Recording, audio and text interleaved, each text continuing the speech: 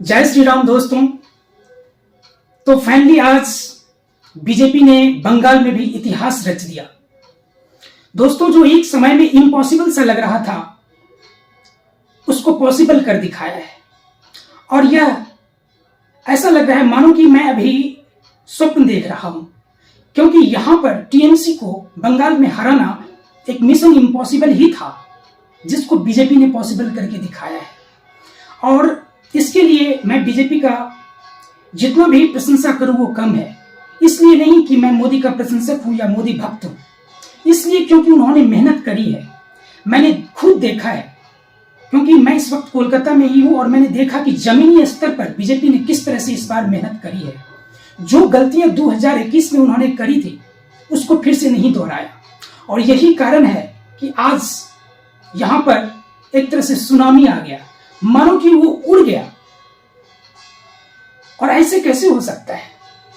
क्योंकि सोचना भी यहां पर कि टीएमसी को हटाकर एक टाइम था कि टीएमसी यानी कि ममता नहीं तो और कौन, लेकिन इस बार ऐसा कुछ नहीं हुआ। सब पूरी तरह से पलट गए खेल।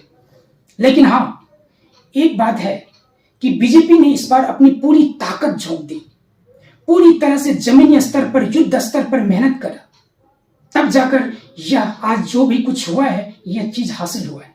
तो इसके पीछे बहुत मेहनत है।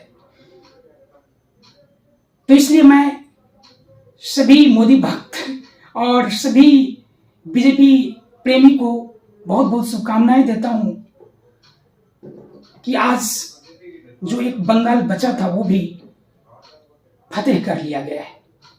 लेकिन हाँ, ये तो हुआ सिक्का की एक पहलू, दूसरी पहलू को भी नहीं भूलना चाहिए। क्योंकि दीदी जो बंगाल में है वो इतने जुझारूपन से लड़ाई लड़ी है जिसकी प्रशंसा कोई नहीं कर रहा है। मैं उनके लिए बस एक शब्द बोलना चाहता हूं कि खूब लड़ी मर्दानी वो तो पश्चिम बंगाल की रानी थी। क्योंकि अगर आप खुद ही सोच कर देखो कि एक दीदी यानी कि एक औरत को हराने के लिए बीजेपी की पूरी सिस्टम को लगना पड़ा, साम दाम दंड भेद सब कुछ एग्जीक्यूट करना पड़ा, तब जाके ये चीज हासिल हुआ है। इसलिए मैं ये नहीं बोलूंगा कि ये लड़ाई इतनी आसान थी और बहुत आसान तरीके से जीत लिया गया।